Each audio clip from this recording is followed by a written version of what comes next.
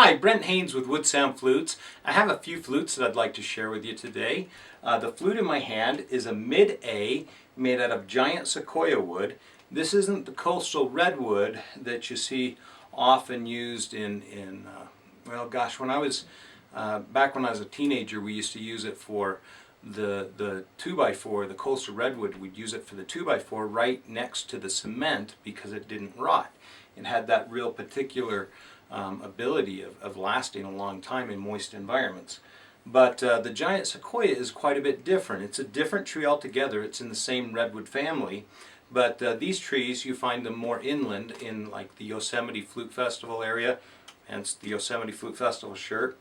And this shirt actually, this flute actually came out of the Yosemite area. It has our Tree of Life totem on it, made out of buckeye burl and cocobolo. And this Tree of Life is actually the little limbs and the tree and all that. That's cut all the way through. Those are two separate pieces of wood that we slide together and to create that. I think it's a real beautiful totem. This is again in the key of A.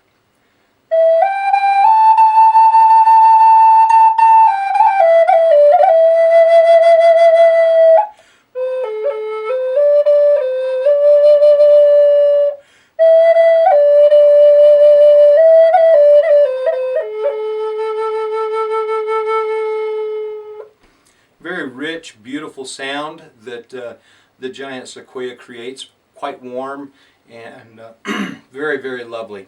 Beautiful instrument. The next instrument I want to share with you is also made out of, made in the key of A. This is a Utah Juniper. Quite a bit different. They call them cedars around here, the juniper trees. They'll call them a cedar. They used them a lot for fence posts and things like that. Again, the cedar had a real high propensity of being able to withstand harsh environments. This particular wood, the grain is really super dense. It's fairly dry here in Utah, and so the trees grow a lot slower, and so the rings are a lot tighter. It makes for a really dense wood that creates a real different sound. This one is trimmed with Amboyna Burl, the horse's Ambonia, with turquoise and some ebony. Again, Utah Juniper.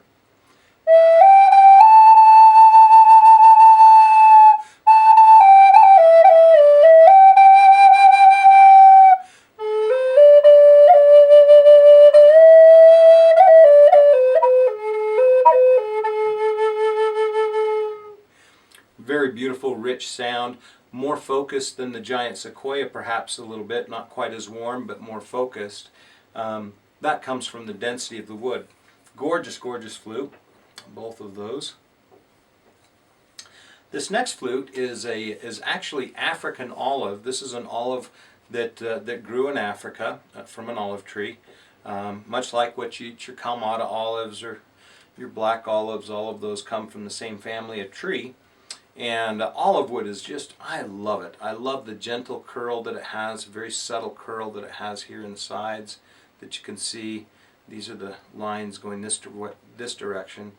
They have a three-dimensional look, but it's quite subtle in olive. The grain is quite striking with its, the difference between the dark and the light. It's a very hardwood olive is, and it makes a great instrument.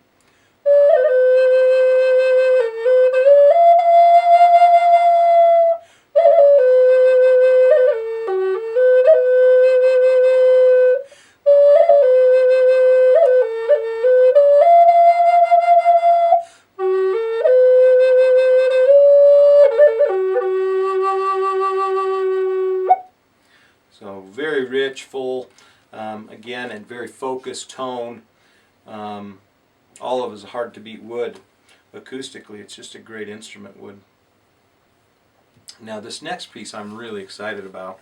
I didn't know if I was going to be able to capture the white on this particular flute. I was hoping so, because the grain is really pretty awesome. It dives in and out, and you can see these little burl marks where the grain takes this little dives. And anyways, I'm very pleased with the results of this instrument.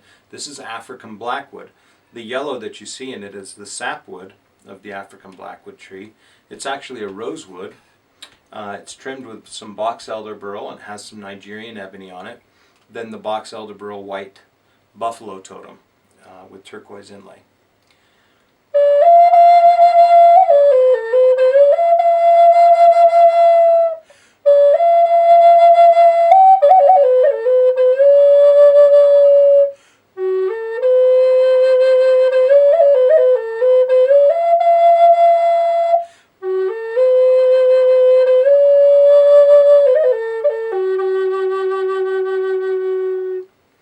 So gorgeous, gorgeous flute.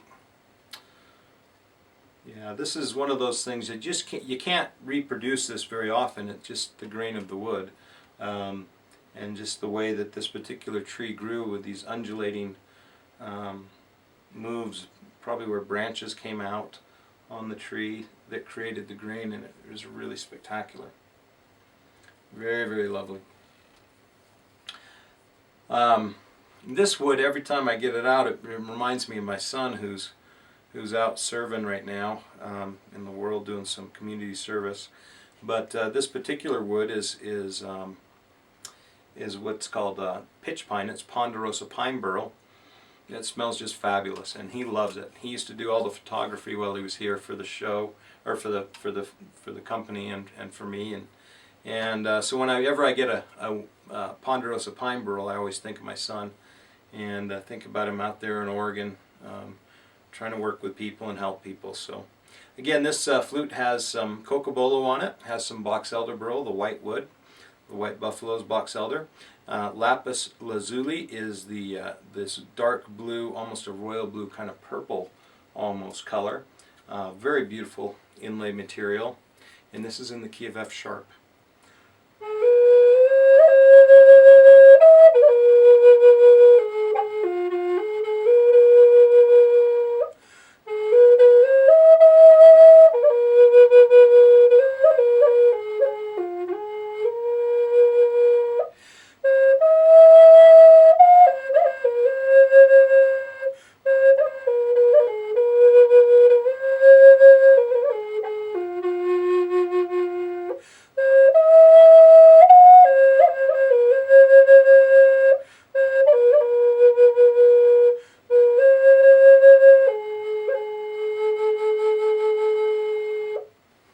Very gentle, beautiful sound that ponderosa pine makes.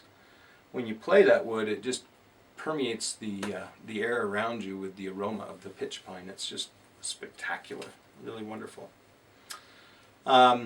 This flute is in the key of F. It's made out of Grenadillo, which is a wood from Mexico.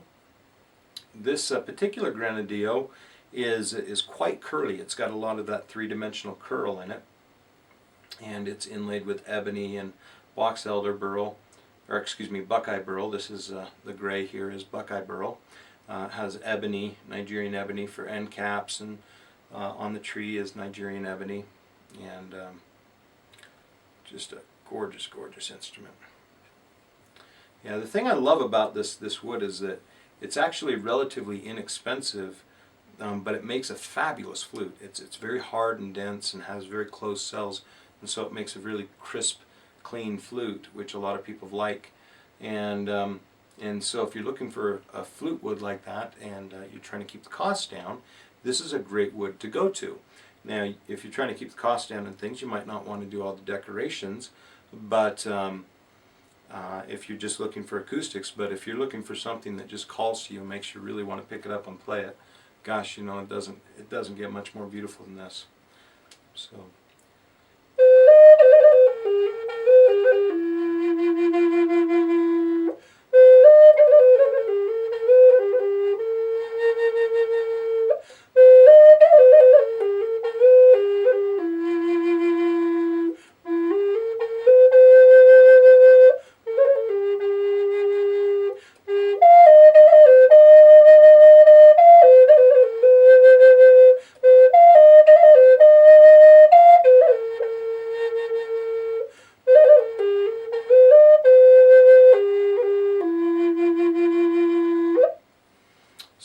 Grenadillo, great flute wood. Another great wood that smells wonderful is Amboyna Burl. Now this is kind of the Rolls Royce of woods, if you will. It actually is used a lot in Rolls Royces, the cars themselves, because the burl is so exquisitely beautiful. This particular burl that I have is got a few more flutes left in it, but it is absolutely stunning. It has curl, it has burl. All this is curly and burly. Its grain is going every direction. When it catches a light and it gleams, it's trimmed with yellow cedar burl, ebony, and some turquoise, with our buffalo out of the yellow cedar burl. This is in the key of E.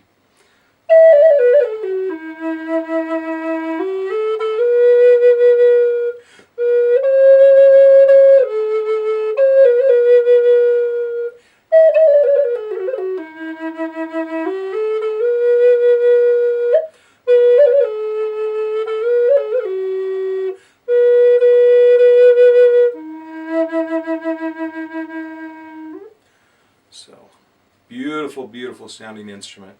Amboyna Burl. I have some Amboyna Burl still with natural ends on it. Getting low on the natural end Amboyna Burl, so if you're interested in one, let me know right away so that we can get a piece set aside for you. The last flute that I want to share with you tonight is made out of leopard wood.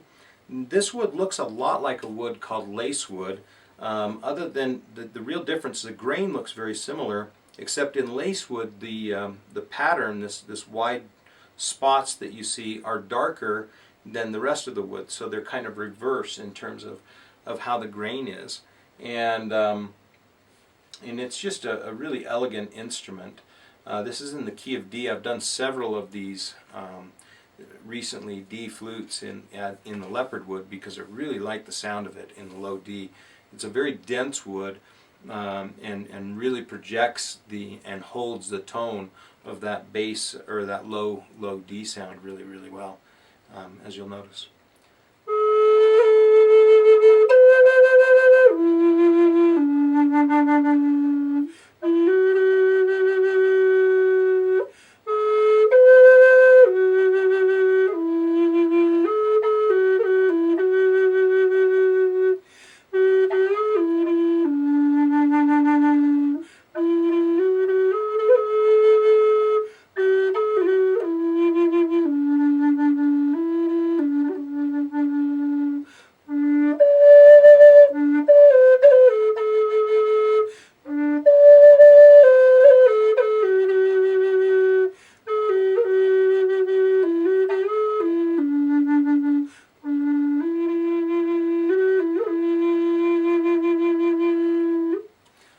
So I hope you enjoyed that. The Wood Sounds Facebook video contest is still going right now. This is 2012, November 2012, or actually I think October.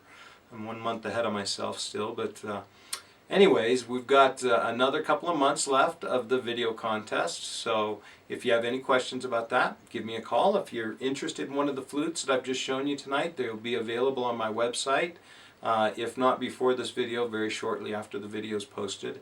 And I'd love to talk to you about them. Just give me a call, 801-822-1415, or you can reach me at my website is www.woodsounds.com. Have a great night.